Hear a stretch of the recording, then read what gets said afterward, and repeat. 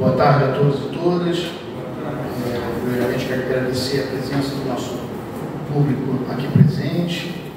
Também agradecer ao nosso público do nosso YouTube, nosso canal do YouTube, que está aí já esperando esse grande evento. Agradecer a Comissão de Juizados Especiais da nossa subseção, no qual preside essa comissão brilhantemente o Dr. Jefferson Franklin, sempre trazendo pautas importantes para que a gente possa discutir e avançar no fortalecimento da advocacia, no fortalecimento, por que não, da sociedade, porque o advogado ele é o representante da sociedade dentro do judiciário, dentro das esferas administrativas, dentro do amplo sistema, não só judiciário, mas administrativo, né? Então a gente precisa discutir sempre para que a gente possa criar alternativas para que a gente saia fortalecido sempre dessa luta em glória que é em face do Estado, que é um paquiderme, né? Anda muito devagar. Então a gente precisa estar atento a essa situação. E também eu quero agradecer especialmente aqui ao Dr. Carlos Guedes, que é um companheiro já de muito tempo, de muitos anos. Fomos colegas na Comissão de Defesa do Consumidor, da seccional. E hoje, Carlos, eu fico muito envaidecido, muito honrado de vê-lo nessa luta, né, assumindo a presidência dessa comissão, que eu acredito que seja uma das comissões mais importantes da ordem, porque a gente sabe que juizado é a entrada da advocacia jovem, né? Então, assim, eu fico muito honrado de ser seu companheiro nessa luta. E dentre todos os acertos da doutora Ana Tereza, que são vários, eu acredito que ter nomeado você como presidente da Comissão de Juizado Especial é de grande relevância. Então, muito obrigado mais uma vez por você estar aqui na subseção, que é sócio da nossa subseção. Quero agradecer também ao Dr. Carlos André, é a primeira vez que veio na subseção, né? Não, eu já estive numa outra ocasião aqui, dando sobre a cartilha das prerrogativas. Entendi. Mas a partir de hoje você não vai querer outra coisa, você tem que vir sempre a nossa subseção. Né, Roberto? Então a nossa subseção é muito acolhedora nesse sentido. Enfim, o tema de hoje é um tema muito caro à advocacia, um tema muito caro à sociedade também, porque a gente está falando de um PL, me corrija se eu estiver errado, Carlos, 3191 de 2019, né? Um PL totalmente fora de contexto, totalmente fora da realidade que nós vivemos nesse país empobrecido, nesse país com minorias, nesse país com pessoas com vulnerabilidade, hipervulnerabilidade. Então, quando alguém propõe um projeto de lei apenas para arrecadar dinheiro, porque eu não vejo nesse PL, cara, eu não vejo outro caráter, a não ser arrecadador de taxa. Jefferson, essa é a grande verdade. Porque não existe outra forma de caracterizar isso. Então, a ordem ela vai se insurgir sempre contra essas aberrações jurídicas, essas aberrações desses PLs. Eu tenho certeza que a ordem, ela, com a sua força, né, vai conseguir combater e não deixar passar esse PL. Ele está no Senado, não é isso? A origem dele é Senado. Então eu tenho certeza que isso vai ser barrado sem sombra de dúvida. Mas, enquanto não chega esse momento, precisa ser discutido, né? Então eu tenho certeza que brilhantemente aqui, os nossos colegas aqui que têm mais expertise no conhecimento desse PL, expertise na área que a gente está falando aqui, que é o juizado especial, brilhantemente vai haver uma discussão aqui muito boa, que será importante para a advocacia da Leopoldina, para a advocacia do Estado do Rio de Janeiro. Então, eu quero agradecer mais uma vez a presença de todos vocês aqui e dizer que a subseção Leopoldina está sempre de portas abertas, sempre, para todas as discussões pertinentes, todas as discussões que envolvam a advocacia e a sociedade. Então, eu vou passar a palavra agora ao Dr. Jefferson Franklin, presidente da Comissão de Juizado Especial da OAB Leopoldina. Boa tarde a todos e todas presentes, as pessoas que estão nos assistindo pelo YouTube. Agradeço mais uma vez a presença dos membros da Comissão de Juizado Especial da Leopoldina, assim como os presidentes de comissão que sempre estão aqui prestigiando cada evento e buscando qualificação. Isso é muito importante para a nossa advocacia. Agradeço a nossa subseção, na pessoa do Dr. Alexandre Aguilar, que sempre está proporcionando, né, essa busca ao conhecimento para que a nossa advocacia ela fica enriquecida, né? Porque só assim a gente consegue mudar a história da sociedade. Obrigado, Dr. Carlos Guedes, presidente da Comissão de Juizado Seccional, por tratar de um tema tão sensível à sociedade e à advocacia. Obrigado também ao Dr. Carlos André, que prontamente aceitou esse convite, está participando dessa palestra aqui na nossa subseção. E não vou falar muito sobre a PL, vou só dar um spoilerzinho, porque eu vou deixar nossos palestrantes aqui falarem um pouco mais, porque eles têm mais conhecimento do tema, né? Mas nada mais importante do que trazer um tema desse justamente no mês que a Lei 9.099 está completando 30 anos. E é uma PL que compromete a existência dos juizados. Compromete o cercear. Eu encaro que se essa PL ela for aprovada, ela vai cercear a sociedade, ao judiciário e a advocacia também, né? Porque como que a gente vai explicar para os nossos clientes que se ele for sucumbente no juizado, ele vai ter que arcar com as custas processuais? Automaticamente isso vai afastar a sociedade do juizado e eu acho que o que eles buscam, Alexandre, não é nem só o recolhimento de custa, não, é a diminuição do acervo mesmo. Porque se essa PL ela for aprovada, a sociedade ela já deixa de ir para a vara civil, porque ela vai para o juizado justamente para, de repente, ela não tem condições de recolher as custas processuais, então ela busca o juizado como uma porta de entrada no judiciário para resolver as demandas de menor complexibilidade. Então, essa PL ela fere totalmente ela acaba com a lei, na verdade, ela acaba com a lei do 9.099. Ela fere totalmente. Eu encaro essa PL como inconstitucional. Ela é inconstitucional. Né? Ela não pode mudar a 9.099 através de um projeto de lei. Não pode ser assim. Tá bom? Mas eu vou passar. E tem um detalhe, Jefferson. Eu ia falar justamente da questão da inconstitucionalidade, Carlos, não é nem em relação a 9.099, que também afronta, mas está falando de direito de petição, que é constitucional. Então, quando você está falando de direito de petição que é constitucional, você vê um PL desse que veda o acesso àquelas pessoas que têm dificuldade financeira para acessar a justiça, você está promovendo o quê? A inconstitucionalidade. Então, eu não vejo outra. Você foi perfeito de constitucionalidade, está formulando aqui, e eu acho que também, não só os cargos, né, acho que vão pensar também dessa forma. Enfim, só pedir só essa parte. Só. E, assim, eu tenho certeza que os nossos palestrantes vão trazer também, a gente precisa saber como essa PL ela surgiu, qual era o projeto inicial e como ela se encontra hoje. Ela foi totalmente desvirtuada do que era inicialmente ali requerido, entendeu?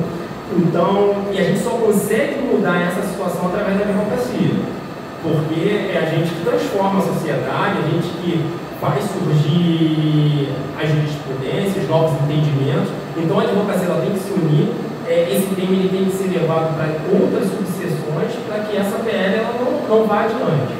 E, mais uma vez, obrigado a todos pela presença, que saíram dos seus escritórios, largaram seus compromissos para estar aqui nessa tarde prestigiando um tema de suma importância.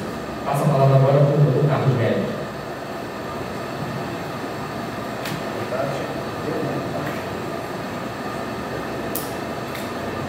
tarde, bem-vinda. Primeiramente aqui, gostaria de desejar uma boa tarde a todos e todas que estão aqui presencialmente, todos que estão nos vendo de forma virtual. Agradecer aqui o convite do meu querido amigo Alexandre Aguilar, um excepcional presidente de sucessão, que eu acompanho o seu trabalho, Alexandre, e que da mesma forma como você colocou para cima a nomeação como presidente, também acho que é fundamental a gente acompanhar o seu trabalho e vejo quanto você é dedicado ao seu labor aqui como presidente dessa sucessão tão importante. Nós nos conhecemos já, salvo engano, desde 2017 ou 2018, quando eu ingressei na Comissão de Defesa do Consumidor Excepcional. Então já é de longa data que nós nos conhecemos.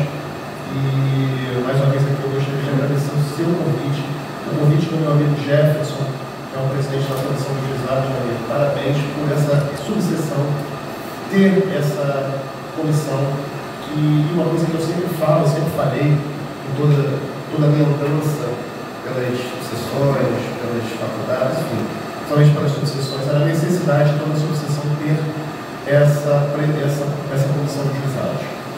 A comissão de juizados da SEI, cumprimentando o meu amigo Ixará Carlos André, né? Então a gente aqui tem dois Carlos na mesa, teríamos a Carla, mas infelizmente não está aqui conosco, o problema que a gente enfrenta aqui é a segurança pública no Rio de Janeiro, e provavelmente só flamenguista aqui. E só tem flamenguista aqui. Então ninguém é perfeito, né? É isso aí. Mas, brincadeiras à parte, gente, meu nome é Carlos Guedes, eu sou presidente da Comissão dos Juizados Especiais Estaduais da Seccional. Eu vou brevemente falar aqui um pouco da minha trajetória, para contextualizar onde eu estou e onde eu cheguei. Pouco depois de ingressar na Comissão de Defesa do Consumidor, fui convidado para integrar a Comissão dos Juizados da Seccional como membro, né? E aí, muito trabalho de visita aos juizados, palestras, enfim, e logo depois nós passamos por um período muito conturbado, que foi a pandemia, em que as relações mudaram, né? Então a gente precisou, com o diálogo, e essa palavra acredito que vocês vão ouvir muito aqui, que é o diálogo, a eficiência, eu vou falar muito sobre vou falar muito com essas palavras, o diálogo com o Tribunal de Justiça. Na pandemia, hoje nós tínhamos uma situação que era a seguinte: fixa audiências virtuais, a gente buscou muito essa interlocução por conta das audiências, né, que passaram para o modo virtual, alguns casos suprimiram as audiências, então nós estabelecemos contato com o Tribunal de Justiça para equacionar essas questões, e principalmente na questão dos prazos de apresentação das contestações.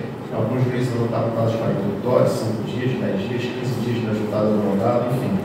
Era realmente uma salada de frutas, e nós ali, naquele trabalho árduo da comissão, nós buscamos a estabilização sempre ouvindo os dois lados. A advocacia, a gente fica no meio, né? Por mais que nós representemos a OAB, a gente fica sempre no meio, ouvir a advocacia de um lado, do outro lado, o Tribunal de Justiça. E uma coisa que é sempre fundamental é o diálogo entre as duas partes. A gente não é inimigo do Tribunal de Justiça, pelo contrário, nós temos que nos unir.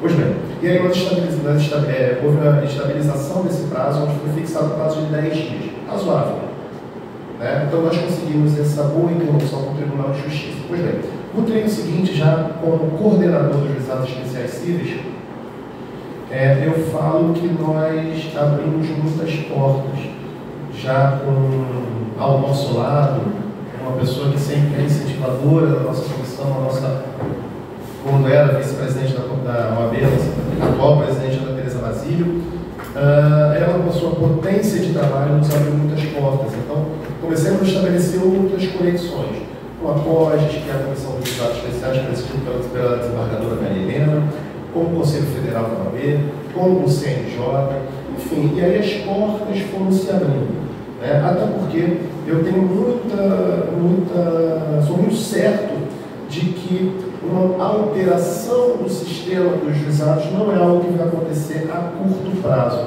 Trata-se de uma lei federal, então a gente precisa de conexões e a gente precisa estabelecer, ouvir todos os lados de todos que compõem esse sistema, né? Porque é um sistema que é composto pela advocacia, pela OAB, pelo Tribunal de Justiça, pelas defensorias públicas, enfim.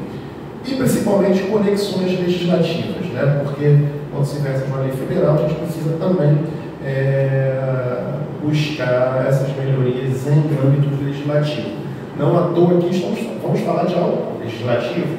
Pois bem, e aí, retornando, eu estava falando sobre essas conexões, abrimos portas e colocamos o primeiro pé na porta, o primeiro pé depois da porta. Estabelecendo conexões com o Tribunal de Justiça, principalmente com o Tribunal de Justiça, aqui do Rio de Janeiro. E no início de 2025, a nossa presidente me deu a missão de assumir a presidência dessa comissão, o que eu aceitei com muito orgulho e muita determinação. Eu digo que hoje a minha camisa institucional é a dos juizados especiais. Eu não vou falar só dos juizados especiais cíveis. A nossa comissão ela não é só de juizado especial civil. São 5 segmentos: civil, criminal, fazenda pública, violência doméstica e familiar contra a mulher e juizado dos grandes eventos do torcedor. Então, olha quanto trabalho. São praticamente 5 comissões em uma. Bem, e aí, em paralelo a tudo isso, também no treino passado, tive a oportunidade de ingressar também no Conselho Federal. Quando no treino passado eu assumi eu me tornei membro consultor da Comissão Nacional dos Juizados Especiais e hoje me encontro na condição de vice-presidente da Comissão Nacional dos Juizados Especiais do Conselho Federal da OAB. Então, graças a Deus, o Papai do Céu me deu essas bênçãos de a gente poder exercer esse mistério da defesa dos juizados.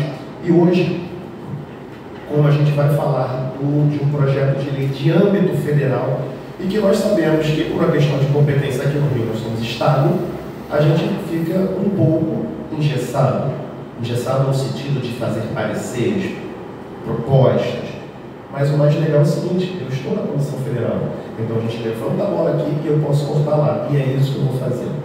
Bem, a gente vai falar aqui, falando um pouco também da comissão, são esses segmentos que nós temos, e aí, de alguns anos, eu sempre tive a ideia de ter um acompanhamento legislativo.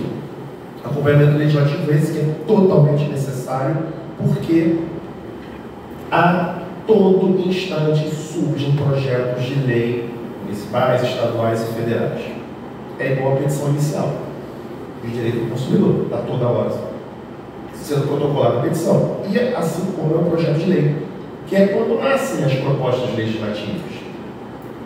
E no triênio passado, inclusive, eu não sei se os senhores vão lembrar, que no final do ano passado nós tivemos o tal pacotão da maldade, taxa judiciária, vocês lembram disso? E aos 48 minutos do segundo tempo, a OAB precisou fazer lobby com o governador quando já era muito tarde. Aprovada a mudança da taxa judiciária. Pois bem, e trazendo um pouco para a seara dos juizados, nós temos muitos projetos de lei que versam sobre os juizados. Dentre eles, esse projeto de lei 3191/2019. Dentre eles, o projeto de lei que é colocar recurso adesivo nos juizados. Enfim, são muitos os projetos de lei que versam sobre os juizados. E nós não tínhamos esse acompanhamento, nós não tínhamos esse horário legislativo, e eu falei, poxa, se eu me tornar presidente, eu vou querer criar esse acompanhamento, eu quero ter esse acompanhamento. E foi exatamente, Jefferson, nesse contexto que, após a minha nomeação como presidente, eu falei, galera, vamos fazer o seguinte, vamos criar um grupo de trabalho de acompanhamento legislativo. Chamei um time de especialistas, para compor esse grupo de trabalho, e aí a gente tem que atribuir os créditos, eu sempre faço questão de atribuir os créditos a quem achou esse projeto de lei, que foi a minha segunda vice-presidente, a Luísa Bastos. Então, ela, de uma forma muito sagaz, conseguiu fazer um mapeamento em âmbito federal de alguns projetos de lei, e quando a gente viu esse projeto de lei, quando ela me mandou esse projeto, ela falou, Carlos, olha isso. Ela é uma advogada que preponderantemente milita, atua nos juizados. Ela falou, Carlos, vai acabar o meu juizado, o que eu vou fazer na minha vida? Eu falei, calma, que eu não nem sabia o que era, E aí a gente trouxe para debate no grupo E aí, quando eu me debrucei sobre o tema, né, a primeira pessoa que eu falei, Ana, liguei para ela e falei, olha só, estamos com um problema aqui. Mandei um projeto de lei para ela. Ela falou o seguinte: vamos fazer um artigo jurídico que está no Migalhas e vamos fazer um evento na seccional sobre esse projeto de lei. Beleza. E o que versa no projeto de lei? Só para vocês entenderem, tá? Porque a gente está falando aqui que é um projeto de lei, mas a gente até agora não disse o que era, do que se trata. É um projeto de lei que nasceu em 2018, tá? A gente, no Congresso Nacional, a gente tem um sistema bicameral, Senado e Câmara. Um senador, e a gente também tem que dar o nome às pessoas, do Distrito Federal, chamado Hélio José, ele propôs um projeto de lei que, se eu não me engano, é 227 de 2018, falando o seguinte: as despesas dos oficiais de justiça têm que ser arcadas antecipadamente. Beleza? Casa iniciadora Senado foi para a Câmara dos Deputados, retornou ao Senado Federal para a relatoria da senadora Soraya, eu não me recordo agora sobre o sobrenome dela. Pois bem, acabou o mandato dessa senadora, mudou a relatoria, que foi para o senador Everton Rocha, do estado do Maranhão. E ele falou o seguinte: despesas dos oficiais de justiça, ok, mas vamos piorar o negócio? Além disso, vamos colocar custas nas ações dos juizados? Vamos cobrar para entrar com a ação do juizado? Aquele rito, aquela lei que prevê a gratuidade de justiça, vamos acabar com isso? E aí eu fui ler o parecer. O parecer dele dizia o seguinte: numa ação em que o valor da causa é R$1.000, as custas serão de R$10. Eu falei, cara, aonde é que é isso? Alguém sabe onde é que tem custas para entrar com o processo de R$10? Eu não sei. Mas no meu estado do Rio de Janeiro não é. Não é. Quem dera se as custas do processo fossem R$10. E além disso, para piorar a situação, disse o seguinte: o perfil das ações dos juizados especiais são muitas pessoas ricas utilizam os juizados especiais. Essas pessoas, elas têm dinheiro e elas deveriam ingressar com ação no rito que seja pago. Aí eu falei, caramba, olha que problemão. E olha a justificativa, né? Isso aí vai totalmente de encontro ao que prevê a Lei 9.099, vai de encontro ao que prevê a nossa Constituição Federal, que em 1988, um pouco depois de sua promulgação, na criação dos juizados, nós já tínhamos os juizados de pequenas causas, né? Mas a Lei 9.099 foi um aperfeiçoamento daquela lei antiga de 1984. Pois bem, a finalidade da criação dos juizados, numa lei que foi publicada no dia 27 de novembro de 1995, era abrir as portas da justiça de forma gratuita, desobstruir o sistema do Poder Judiciário, de modo que aquelas ações de menor complexidade, existiria uma lei, um sistema, quero dizer, que iria receber essas ações. E o intuito do legislador, ao criar a Lei 9.099, foi esse.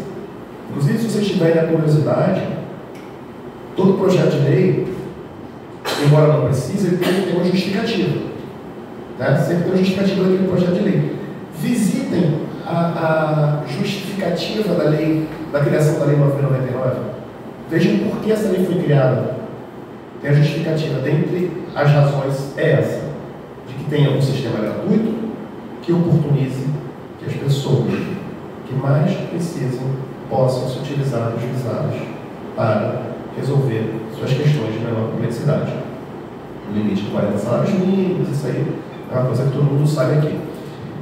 E além de violar a Constituição Federal, viola a Código de Defesa do Consumidor.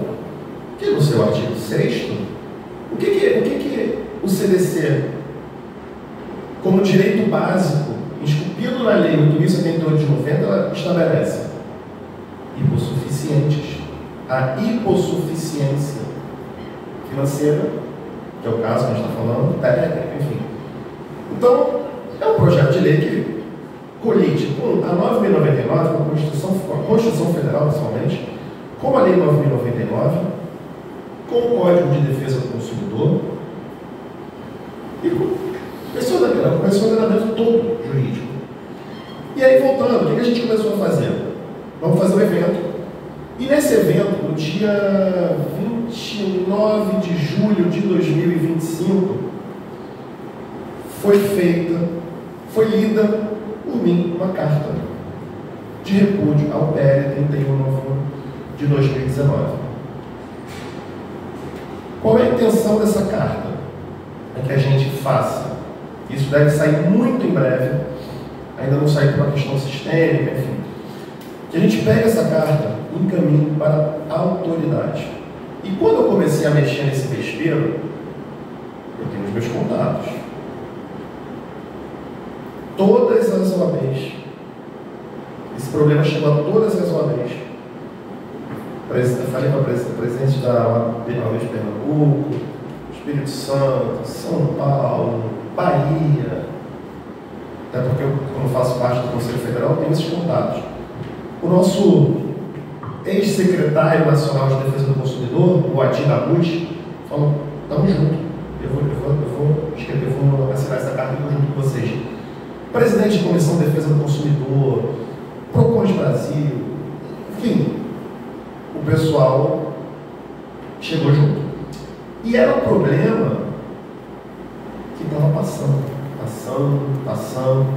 e que a gente deu luz a esse problema, que impacta no direito do consumidor, nas ações de defesa do consumidor, e o mundo jurídico consumerista falou: cara, que loucura esse projeto de lei.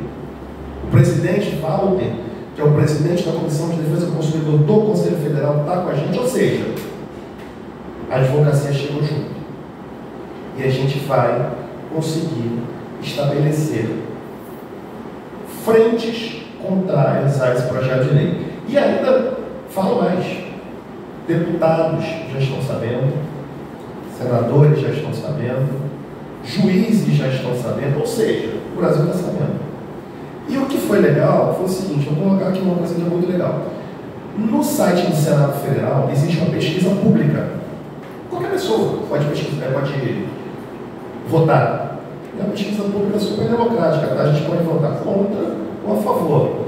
Tem força vinculativa? Não, mas é importante a gente saber que existe uma pesquisa pública. E como é que estava esse projeto de lei quando a gente descobriu? Estava, se eu não me engano, 30 votos para ser aprovado e, se eu não me engano, 4, uma coisa assim bem baixa, para não ser aprovado. E aí eu falei: galera, vamos fazer o seguinte, vamos virar esse jogo, vamos empatar. Empatamos.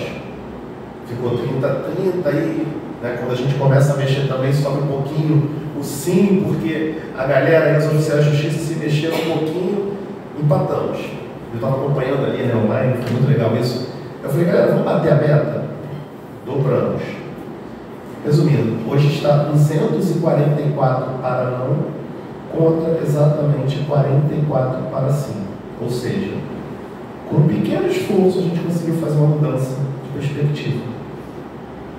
Com um pequeno esforço, mensagem de WhatsApp: pô, me ajuda aí, vamos votar contra. Naquele grupo do WhatsApp, ali do pessoal da comissão, enfim. Na casa, a gente. Vamos redes sociais, vamos rapidinho, foi rápido, foi sem esforço. Então, é importante, Jefferson, que a gente tenha esse tipo de evento aqui para propagar. Ah, Carlos, mas poxa, um projeto de lei de âmbito federal, não estou nem aí. Eu quero que cada um aqui, se a gente multiplicar aqui, as quase 20 pessoas que estão aqui, tenho certeza que cada um tem rede social. Se cada um jogar aquele projeto de lei no story, no feed, isso vai reverberar. Nós aqui somos 20, mas rapidinho nós nos tornaremos 200, 2.000, 20.000. E com certeza alguém aqui tem contato com alguém que seja de São Paulo, do Distrito Federal, de outro estado. Rapidinho isso chega. E a gente tem que propagar porque é para o bem da advocacia, é para a sobrevivência de um nicho de atuação da advocacia. Porque os juizados não são só a porta de entrada, são a porta de entrada, de meio, são todas as portas. Eu conheço pessoas, Jefferson, que são muito bem sucedidas com as ações atuando nos juizados. Sim, conheço. E não é vergonha nenhuma, gente, você fala. Porque hoje em dia está muito comum, né? Ai, não uso mais juizado. Não, o juizado está horrível. Todo mundo sabe disso, né, gente? Nos grupos de WhatsApp, juizado é horrível, juizado é porcaria, juizado é isso, aquilo, outro. Mas vamos lá. A média que demora um tempo de uma ação de juizado é muito rápido. E o que a gente estava conversando antes de chegar aqui na sala do nosso presidente, dos presidentes aqui lá. É o que paga, na maioria das vezes, é o que paga a conta mensal ali do escritório, tá? Claro. O que a gente estava conversando antes de. Eu peguei o fio da meada agora. O que a gente estava conversando antes de vir para cá é o seguinte: há uma meia culpa da advocacia, a gente precisa se atualizar um pouco, né, gente? Não é mais aquele modelo antigamente que era só juntar ali aquela cobrança devida, aquele comprovante de residência que não é de uma concessionária. Enfim, os tempos mudaram. A gente tem que se atualizar. E quando eu digo se atualizar, não é só ler 9.099, não. Até porque vocês sabem onde é que está estabelecido o prazo de juntada de contestação nos juizados? E não só aquilo que eu falei, não, tá? Está no enunciado 10 do FONAGE. Está no enunciado FONAGE. 10 dias, perdão, 10 dias não. Enunciado 10 diz que a contestação não pode ser juntada até a data da audiência de instrução de julgamento. Está no CPC, 15 dias da juntada do mandato? Não. Está no 9.099? Não está. Mas está anunciado no FONAGE. FONAGE esse, que inclusive vou abrir um parênteses aqui, para dizer que agora, em novembro, nós teremos um FONAGE. Não sei se vocês já ouviram falar, Fórum Nacional dos Juizados Especiais. O que é isso, Carlos? É um encontro dos juízes, ocorre 2 vezes ao ano, em que os juízes vão em um tribunal de justiça, no caso agora, no Tribunal de Justiça do Rio Grande do Sul, em Porto Alegre. Eles vão se reunir para editar, propor e excluir enunciados. As inscrições estão abertas. Se vocês jogarem no Instagram FONAGE, F-O-N-A-J-E, as inscrições estão abertas. Quem não puder ir presencialmente, eu acredito que eu vá presencialmente para lá para Porto Alegre, mas as inscrições estão abertas para vocês acompanharem de forma virtual. Inclusive, vocês sabiam que a advocacia pode propor enunciados? Pode. Nós podemos propor enunciados. Não é só para juiz, não. Embora nas discussões, não é só nos enunciados, a advocacia, infelizmente, não tenha voz e voto, que eu acho um absurdo e antidemocrático, a gente precisa se alterar, a gente precisa saber o que está acontecendo. Como eu disse, enunciados, esses que vocês sabem que são utilizados como base nas decisões, embora não tenha força vinculativa como a súmula, mas os juízes podem ver. Nas sentenças está lá, de acordo com o enunciado tal, que já é o entendimento deles. Então a gente tem que conhecer o que está rolando por aí. Tem que conhecer porque se uma ação no juizado é feita de forma bem instruída, a gente dificulta uma sentença temerária. Então, enfim, a gente tem que se atualizar, a gente tem que saber o que está acontecendo. Mas sobre a questão da gratuidade de justiça, imagina os impactos que isso vai criar para a sociedade. Nós somos 220 milhões de brasileiros. Milhões. Quantas relações de consumo? Tá, tudo bem. 220 milhões é o povo total, a gente tem aqueles que não podem ingressar, que são menores de idade, aqueles que não... Enfim. Né? Vocês imaginam quantas relações de consumo a gente pratica no nosso dia? Agora mesmo. Energia, internet, água, enfim. E a quantidade de ações que nós temos nos juizados, existe um portal, que é um portal do CNJ, que é muito legal. Se vocês tiverem um portal de estatísticas online, se vocês tiverem a oportunidade de conhecer, gente, isso aí está um artigo jurídico lindo. É um artigo que você pode colocar exatamente o perfil das ações do Poder Judiciário no Brasil. Beleza, nós somos 220 milhões. Eu vou colocar números aproximados. Nós temos hoje nos tribunais de justiça aproximadamente 80 milhões de ações. Nos juizados no Brasil, ontem eram 7 milhões e 600 mil ações.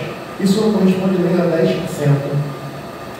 das ações no geral. Não corresponde, as ações dos juizados não correspondem nem a 10% das ações do Poder Judiciário. E querem colocar um obstáculo. Não é inversão de valores isso? Eu acho que sim, numa proporção, né, se nós somos 220 milhões e nós temos 7 milhões de ações de juizados, sinceramente, nem é pouca ação. Nem pouca. As portas da justiça, elas não têm que estar abertas, não. Elas têm que estar escancaradas. Porque é pouco o que se demanda nos juizados. As ações que tramitam nos juizados hoje no Brasil são poucas. Se a gente tem um problema num voo em que tem 150 passageiros de overbooking, em atraso de voo, enfim, daquelas 150 pessoas, quantas pessoas vão ingressar na ação dos juizados? 20%? Sei lá, estou chutando. E aqueles 80% que foram lesados, que desconhecem a lei ou que não vão ingressar no processo? Ou seja, o que a gente tem que fazer não é fechar esse gargalo. A gente tem que abrir cada vez mais. A gente tem que incentivar que tenha uma atuação mais firme e maior dos PROCONs. A gente tem que levantar as defensorias públicas, a advocacia, os tribunais de ética e disciplina, fortalecer. É isso que a gente tem que fazer. E não colocar uma tampa na panela para abafar aqueles que mais precisam. Porque quem entra no juizado é o povo que precisa. É o povo que teve a luz cortada, que teve uma negativação indevida, que teve uma venda casada. Vai ver um contrato, vocês sabem. Vê um contrato como é que é, cheio de casca de banana. E as pessoas não têm o conhecimento da lei para poder brigar pelos seus direitos. Então, não é colocando uma tampa na panela, não é colocando um projeto de lei que vai colocar e vai extinguir a gratuidade de justiça que a gente resolve o problema. Fortaleçam as agências nacionais, as agências reguladoras. Aliás, que as agências reguladoras regulem. Que o Poder Judiciário não reduza uma multa de um PROCON através de uma ação regulatória. E digo para vocês com toda a propriedade. Vou colocar um caso aqui para vocês. Um caso em que um PROCON fiscaliza uma companhia aérea. A multa é feita também com base no porte econômico da empresa. Se aquela empresa tem incidente, enfim.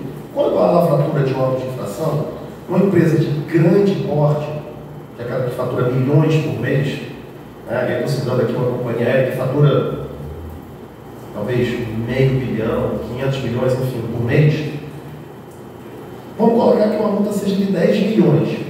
Tá? O que essa empresa faz? Chama o escritório de advocacia, chama advogado, chama história de advocacia. Olha que absurdo. 10 milhões é a tua multa. Entra com a anulatória. E aí, o que mais me causa espanto é você ver uma decisão de uma ação anulatória de uma multa do PROCON, uma multa sendo reduzida de 10 milhões para 200 mil reais. Por causa dos princípios da proporcionalidade, da razoabilidade. Não é proporcional. Desculpa. E se dane o consumidor? Deixa o consumidor à deriva do mau atendimento das empresas. Deixa o consumidor aí sem conseguir ser atendido, com venda casada, com falha na prestação de serviço, com cláusulas abusivas, sem poder cancelar um produto, um serviço que é ineficiente. Agora, resolver o problema ninguém resolve. Mas o legislador ele quer colocar custas nas ações dos juizados, que é o local onde se entrega a maior porta de esperança para a população. Duas: juizados especiais cíveis e a justiça do trabalho. Essas são as portas da justiça mais democráticas e gratuitas. Não é através de um projeto de lei que a gente vai resolver o problema. E não me digam os oficiais de justiça de Santa Catarina, que foi de onde saiu isso, porque hoje as citações e intimações eles mandam a gente ir no cartório. Citam agora por WhatsApp. Que gasto é esse que esse oficial de justiça tem? Estou morrendo de pena do oficial de justiça lá de Florianópolis. Queria eu ser oficial de justiça lá. Mas quer acabar com a gratuidade dos juizados. Quer que os pobres coitados dos juizados, dos oficiais de justiça, não estou desmerecendo, gente, jamais. Mas eles querem que o povo pague por um sistema. Que vamos parar para pensar? Não é privatizar o sistema. Você quer que eu pague por uma coisa que é gratuita, é você privatizar o sistema. Tirar um sistema que é público, gratuito, não oneroso, e você colocar um caráter oneroso. Então, assim, né? Não é assim. Então, pessoal, eu falei muito de um tema que eu acho que é super importante. A gente tem que entender que é extremamente grave para o sistema de justiça, é extremamente grave para a advocacia, para a população, para todos. Menos o nicho de atuação da advocacia. E será que também esse projeto de lei, vamos parar para pensar, fazer uma reflexão aqui. O projeto de lei que quer botar custas nas ações dos juizados, a gente sabe que tem um déficit de servidores, beleza, tem, isso é um fato, tá? Reduzir o número de ações. Será que eu tenho um caráter de combater aí, de ser uma forma que eles estão tentando também de combater a litigiosidade abusiva? Mas não é assim que se combate a litigiosidade abusiva. A culpa pelo alto número de demandas não é do advogado, é da empresa. A gente tem que mais entupir de ação. A gente tem que demandar, a gente tem que litigar de forma responsável, de forma ética, respeitando, não se utilizando de falsos documentos, não é isso. Essa não é a forma que a gente vai ter para ganhar dinheiro. Não. Condeno toda e qualquer conduta que seja contrária ao Código de Ética, ao Estatuto da Advocacia, aos bons costumes, enfim. Mas também tem um caráter, além do caráter que o presidente Alexandre Aguilar falou de ser arrecadador, e que também está mudando o caráter do Tribunal de Justiça. O Poder Judiciário tem o poder de julgar. O Tribunal de Justiça é o órgão julgador e não o órgão arrecadador. Tem as custas, beleza, tem as custas do recurso nominado, dos juizados. Tem outras custas. O recurso nominado aqui no Rio, no mínimo, R$ 1.500, R$ 2.000. Então, assim, o tribunal fatura muito. Mas faturar mais. Vamos lá. Vamos botar custas nas ações juizadas. Enfim, a minha fala inicial, se é que eu posso falar que foi fala inicial, eu trouxe esses aspectos, acho que é importante passar a palavra para você, meu amigo Carlos. Mas a gente tem que ter muita atenção, pessoal, a gente tem que ter muito cuidado. Propaguem, divulguem, não cansem de divulgar. Cansa pra caramba. Eu ontem estava fazendo podcast sobre isso.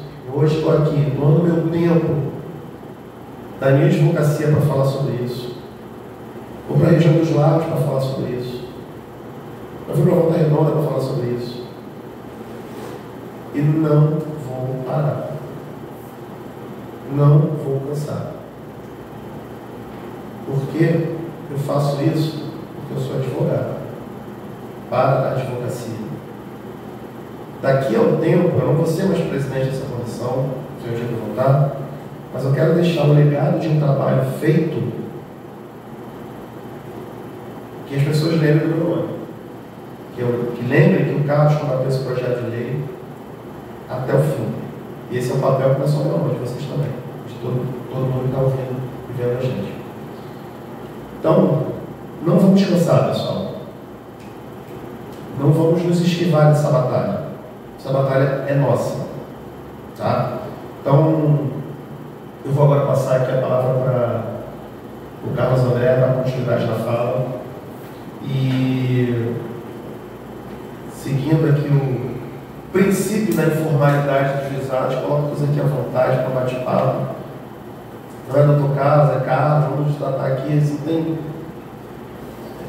Gente, aqui, eu quero bater papo com vocês, gente. Eu quero que vocês falem também. Estou aqui para a gente conversar de uma forma franca, aberta, porque é assim que eu dialogo com todos.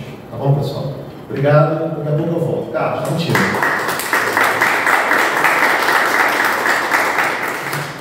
Boa tarde a todos. É um prazer eu estar aqui nessa casa.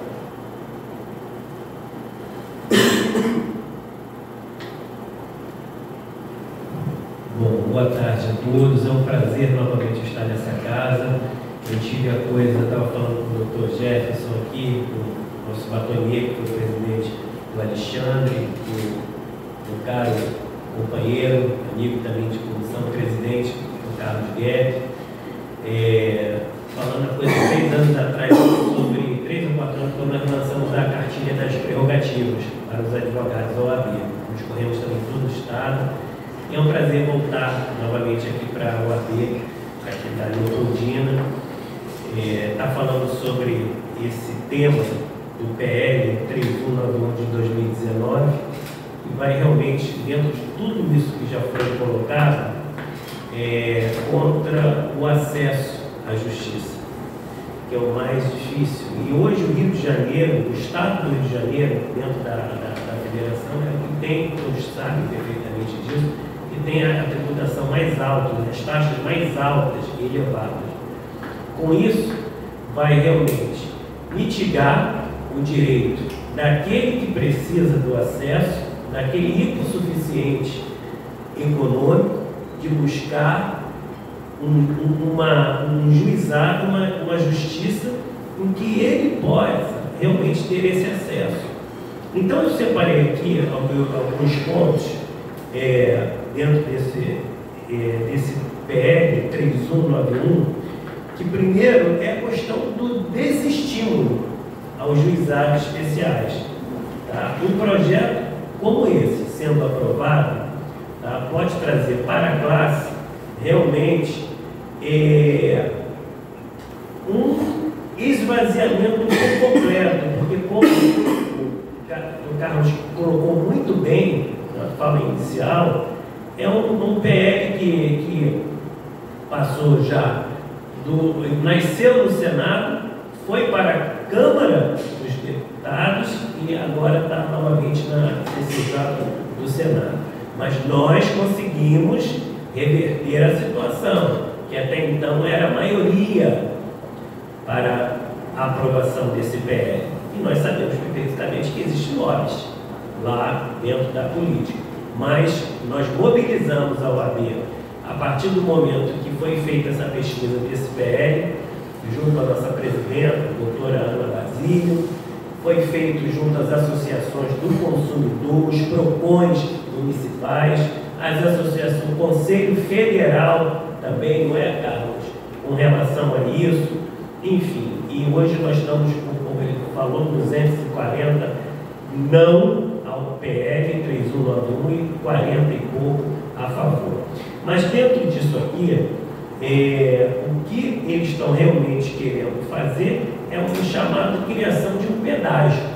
Eu coloquei para justamente esse pedágio inibir o acesso à justiça para o IPSC. Não é só para quem não tem recursos. O juizado ele foi criado pela Lei 9.099 de 95 como uma forma alternativa, justamente para a prestação jurisdicional. Começou com juizados de pequena causa, aqui, não é lembrado, depois nem era a petição inicial na época, era um relatóriozinho que fazia, depois com a Lei 9.099 de 95, com a criação dos juizados, aí houve organização dessa lei, era no sentido desse acesso à justiça, e com isso, como bem lembrado pelo Carlos, hoje nós estamos, foi em 95, nós estamos em 2025, mais de 30 anos aí da lei dos juizados, e funciona como forma alternativa, e dentro dos princípios, no artigo 2º da Lei 9.099, é justamente um dos princípios que esse PL bate não só da economia processual, que não pode justamente ser criado ser aprovado, melhor dizendo, um PL que vai de encontro a não só a Lei 9.099, mas também o CDC. Porque vai se tornar onerosa e o princípio da economia processual é justamente contra qualquer onerosidade em relação a isso. As empresas, enfim, fornecedores, as relações de consumo já têm as suas custas na parte recursal. E no segundo momento, aquela parte completa também tem os honorários sucumbenciais. Dentro disso também, outro impacto que pode ocasionar é o aumento da desigualdade social com relação a esse PL aí, que eu destaquei também que, uma vez aprovado, ele é um sistema de duas velocidades que eu considero. Uma em relação ao acesso do jurisdicionado ao juizado, e a outra é justamente a capacidade de pagamento. São por isso que eu coloquei o sistema dessas duas velocidades, onde o acesso perde essa sua capacidade e o jurisdicionado não tem como custear esse valor dentro da justiça. Que exatamente seria por completo um esvaziamento dos juizados e pode fechar até as portas, que não tem como funcionar dentro dessa situação. Outro ponto também eu chamo da barreira financeira, esse PL. A barreira financeira é para aqueles menos favorecidos. Com isso, essa barreira que foi criada nesse PL, desse senhor senador, né, eu acho que ele deve viver no outro mundo, não na realidade nossa. Como o Carlos colocou, o Brasil hoje são 200 e poucos milhões de brasileiros. Então ele lá no Senado, acho que deve ver aquela redoma, aquela situação que não enfrenta uma realidade hoje do povo brasileiro. E é por isso que eu volto a dizer, os juizados realmente foram nesse sentido, de dar acesso à justiça, aquele jurisdicionado que mais realmente também precisa e quer, sim, uma garantia, né, do seu Estado também democrático de direito, que é realmente ter um retorno, uma resposta, e ainda, mesmo com todas as, vamos dizer, os senões, o juizado ainda continua a ser célere. Você pode utilizar a oralidade que muitos colegas às vezes não, mas nós usamos, inclusive para a própria contestação, como o Carlos disse bem, pelo enunciado do FONAS, que aliás, esse evento, Carlos, vai ser em novembro, do FONAS no Rio Grande do Sul. 12 a 14 de novembro. Exatamente, porque já está atrasado também. O FONAS está precisando atualizar esses enunciados e o Carlos colocou um ponto muito importante. A advocacia também ela deve estar presente para essas alterações e atualizações dentro do sistema do FONAS. É muito importante, eu digo aqui para os senhores, os colegas que estão aqui, né, que eu dirijo assim, nós sempre podemos ler os enunciados, né, dentro do FONAS, sempre estar nos atualizando, porque, como foi colocado, as sentenças, os projetos de sentença, já sempre citam os FONAS. E aí também pode, dentro de uma peça, né, de momento, pode justamente até chamar a atenção do juízo por um ponto que ele realmente não coloca processualmente, né, para a decisão da demanda. Um outro ponto que o nosso doutor Alexandre lá colocou é a inconstitucionalidade desse PL. Tá? Eu destaquei aqui porque isso vai justamente de encontro aos princípios do acesso à justiça e também eu destaquei na Lei 9.099, o artigo 2º, que é contra o princípio da economia processual, tá? E da própria celeridade processual, tá? Porque com recursos, com pagamentos de custos, as coisas demoram, enfim. E aí já completamente vai descaracterizar a proposta da lei. Isso não pode ser de forma alguma. Ser aprovado um PL que vai de conta não só o CPC, do Dr. Gerson, como também a Lei 9.099. Um outro ponto também que eu gostaria de destacar é que com o artigo 2º da Lei 9.099, e dentro desse princípio que eu coloquei da economia processual, determina que deve ser sempre de uma forma menos onerosa, tanto para os custos, quanto também para o tempo na resolução do conflito. E um dos princípios também é o da mediação que existe ali no artigo 2º. Então, imagina um PL desse aprovado no Senado.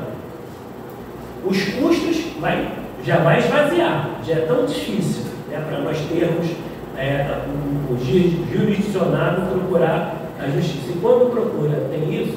E os maiores, quem são as falhas maiores? São das empresas. Como o caso colocou,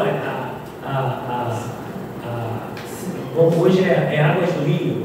Águas do Rio, uma questão de águas, depois da privatização da SEDAI, né, a Light, enfim, são essas grandes empresas que estão lá. Inclusive, na época tinha até aquele atendimento expresso do juizado para Águas do Rio, Águas do Rio, mais conhecida como Águas do Rio.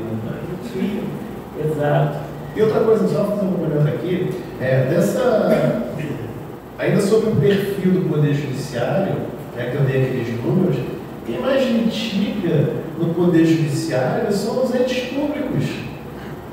Naquelas ações de execução fiscal que a pessoa que está cobrando um IPTU atrasado de R$2.000, aí movimenta o poder, a máquina estatal para cobrar R$2.000, para cobrar R$1.500, para cobrar R$3.000. Aí que são os maiores, esses sim são os maiores litigantes do Poder Judiciário. Não é o consumidor, não é aquele que está no juizado. Né? Então acho que é importante a gente trazer também conhecimento do perfil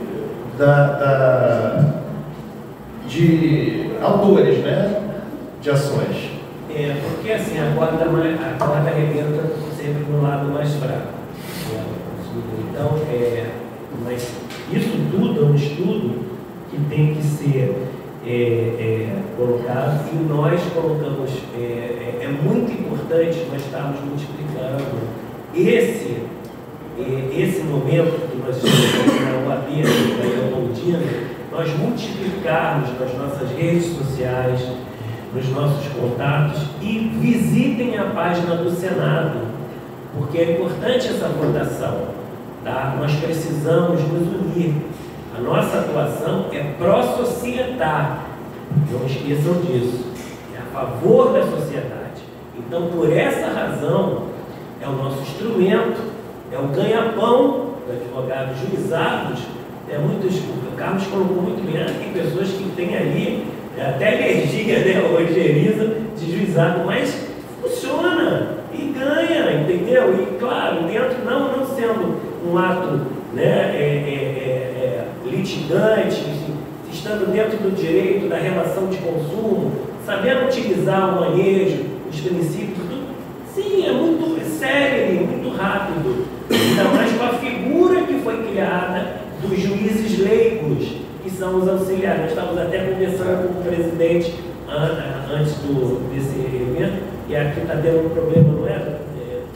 O juiz leigo, no 10º JEC, que são a juíza, tem 3 juízes leigos, e um saiu, e ela está com uma pauta virtual. Que, aliás, depois da pandemia, essa questão de pauta virtual, de audiência, né, por videoconferência, de forma híbrida, aumentou. A gente vê que os corredores ficam vazios, né? Eu me lembro que antigamente, antes era tudo ali. E por conta disso também vai impactar, né? Porque ela tem que se organizar de um lado, né, para também, devido à demanda de processos que tem aqui na regional do MEI, da Leopoldina, que são 2 juizados, 11º, para poder dar conta disso.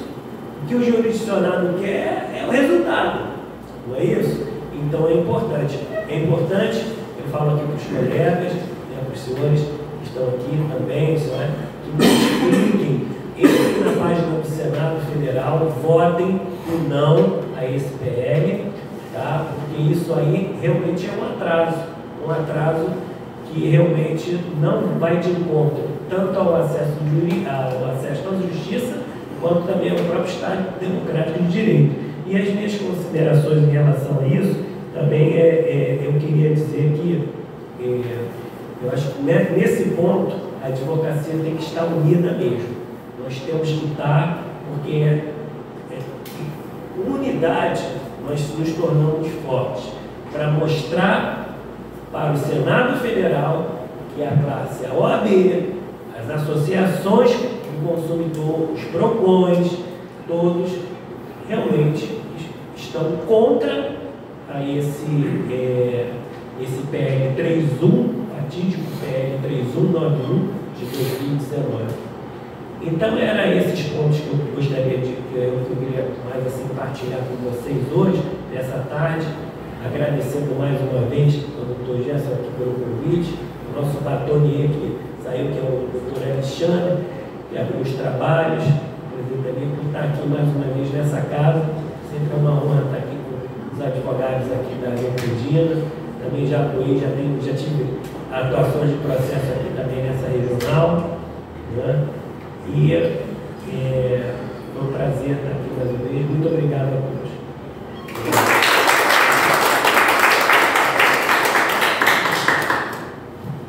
Obrigado mais uma vez aos doutores, Carlos Guedes e Carlos André.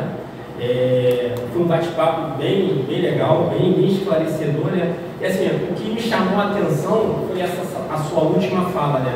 Que o gargalo do judiciário não é a sociedade comum, né? Que o gargalo do judiciário é o ente público, né? É o ente público que ele tem a gratuidade de justiça, que recorre de tudo, até mesmo quando você vai ver as peças de defesa e até os recursos deles, não tem nada a ver, entendeu? Mas genérico, mas recorre porque tem gratuidade. Então, quem é que litiga de má fé? Entendeu? Será que é a sociedade ou é o ente público? Entendeu? Então, eu vejo como o único objetivo dessa PL é justamente fechar a porta do judiciário para a sociedade e acabar com o juizado. Assim, a gente não pode ser ingênuo achando que isso aí vai só diminuir. Isso aí, como foi a minha falha inicial, como que eu vou chegar para o meu cliente que ele já tem uma resistência em pagar honorários, que a verdade é essa, você até falou no seu podcast ontem, ele não quer pagar honorários. Como que eu vou falar para ele que se ele entrar com uma ação, que a energia dele foi cortada, mas, a minha atividade aqui é uma atividade meio, eu não posso garantir, mesmo sabendo que a sua energia ela foi cortada indevidamente, que lá no final você vai ter um dano moral sobre isso, ainda mais se cair aqui, dependendo do juizado que cair, né? Dependendo do juizado que cair. E aí ele, você pode ser condenado de sucumbência no final. Esse cliente ele vai olhar para mim e falar, não, doutor, eu estou sendo lesado. E lá no final, qual é o risco de eu perder a ação e ainda ter que pagar?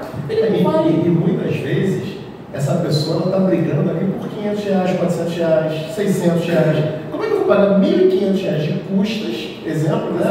Para resolver o problema de 500.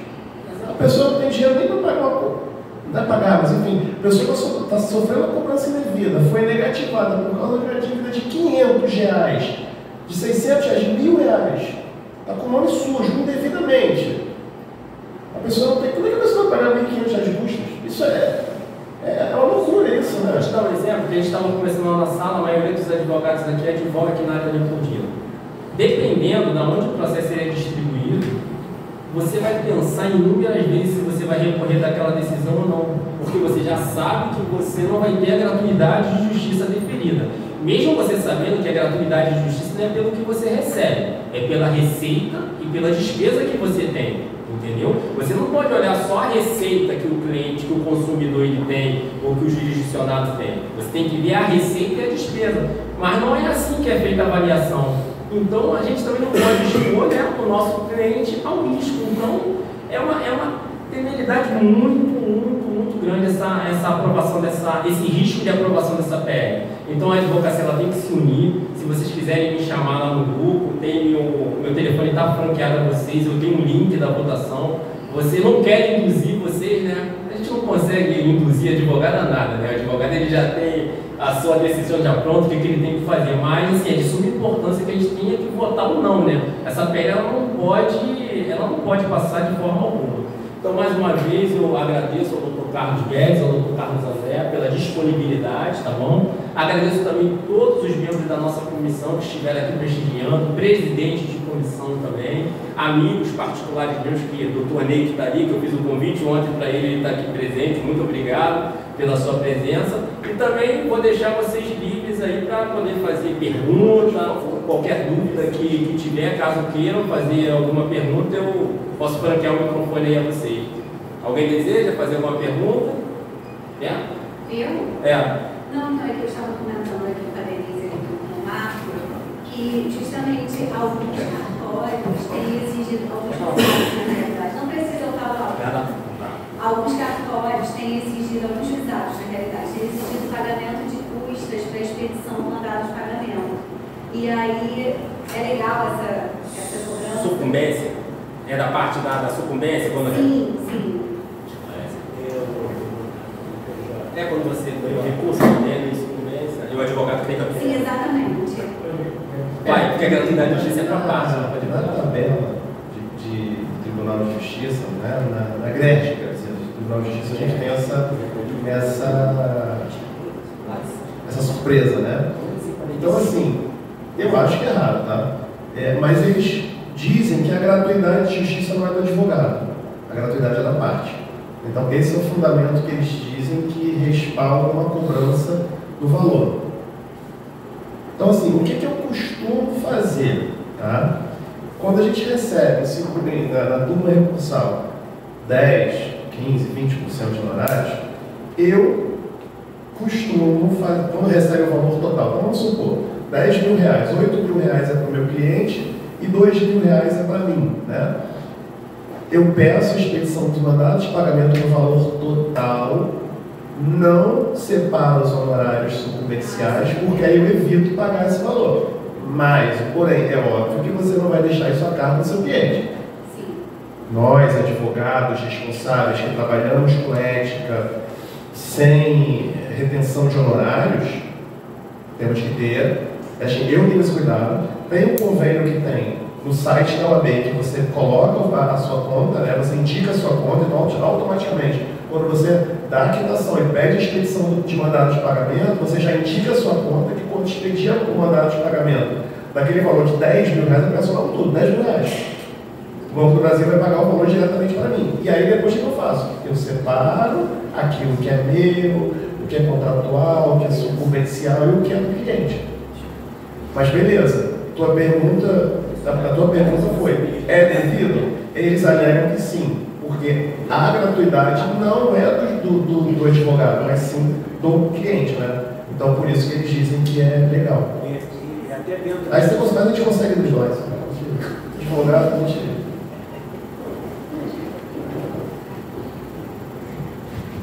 Isso aí também tem uma opção que é o chamado alvará judicial eletrônico.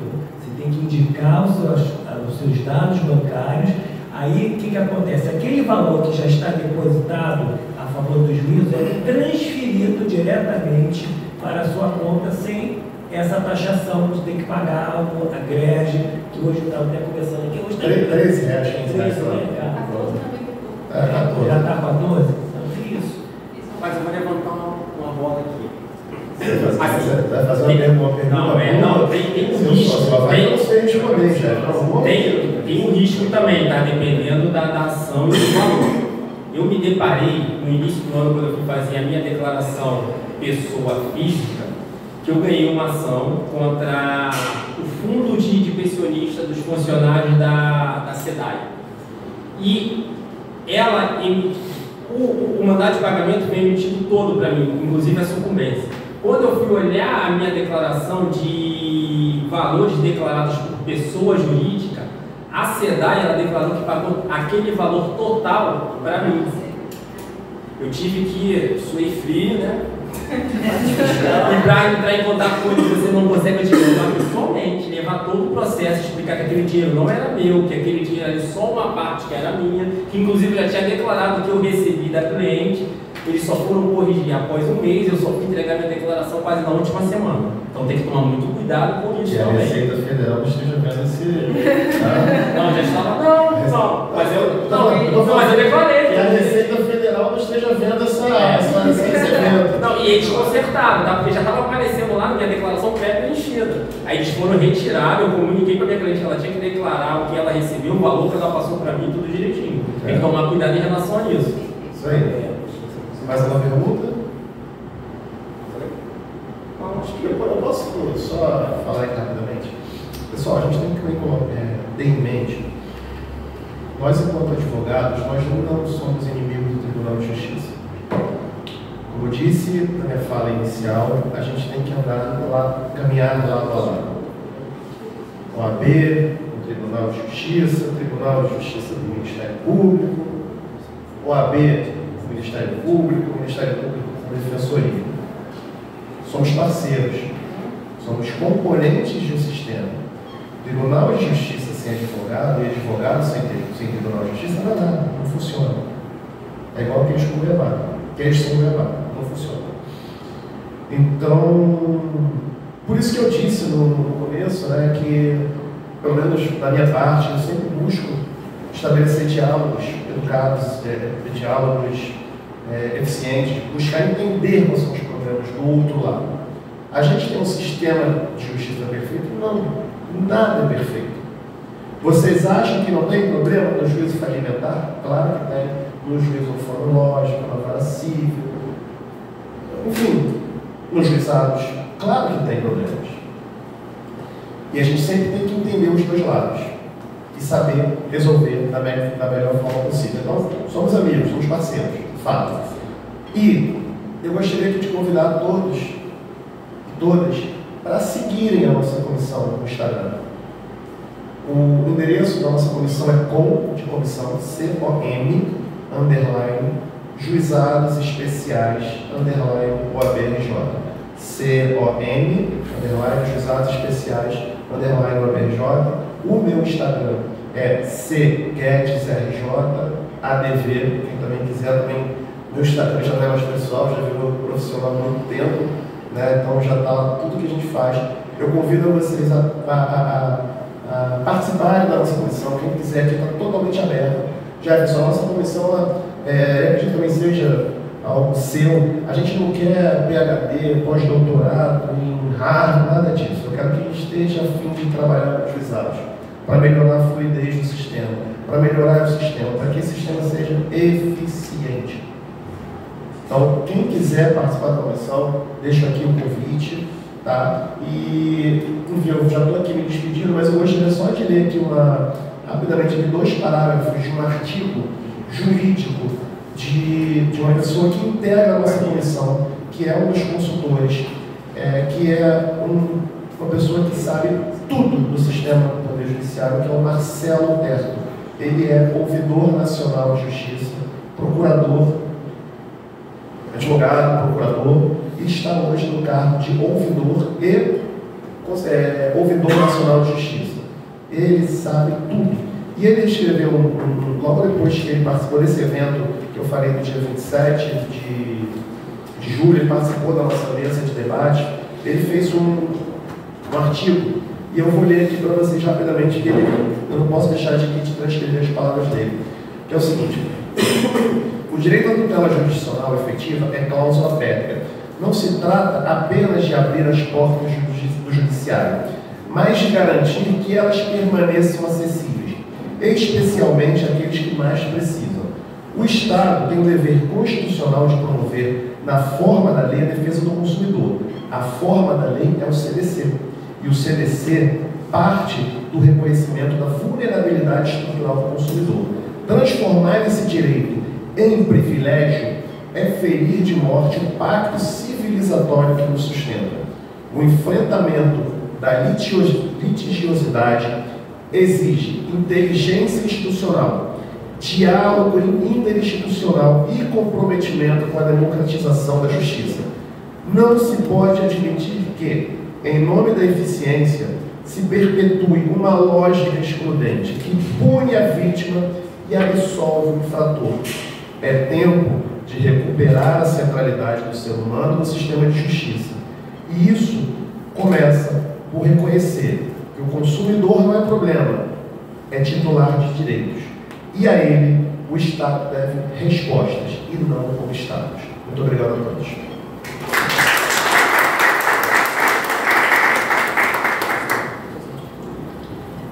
Bom, meus amigos,